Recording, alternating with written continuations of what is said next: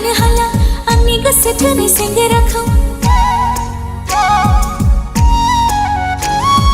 दसे नङाब्लानो थानो हाला आंनि मोजां मोननाय जोहोलावखौ सिथोर बाथोर फाग्लि फाग्लि आंहालाय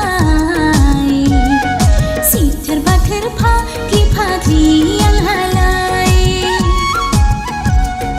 मानबो मिथिला दानबो मिथिला उन्दै गिदिर सिनायला बिमा मिथिला बिफा मिथिला हामनाय हामै बुजिला आंनि फागिलि गोसोआ जावरिखांनाय बैसोआव जेबो मिथिला हायांलाय जेबो बुजिला जेबो मिथिला हायांलाय जेबो बुजिला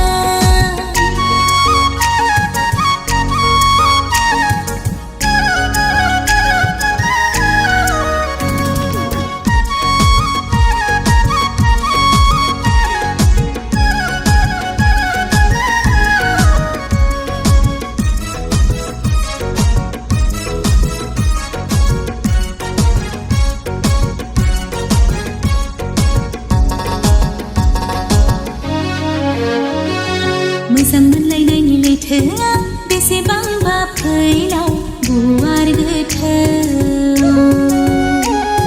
गोसो थोलायनायनि बिदैया बेसेबांबा रस गोनां गोदै गोथाव जौ जुवा फेग्रा निसाफोर बायदि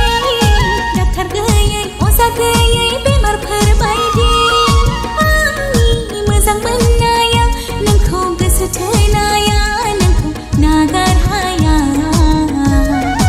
आंनि मोजां मोननाया नोंखौ गोसो थोनाया नोंखौ बावनो हाया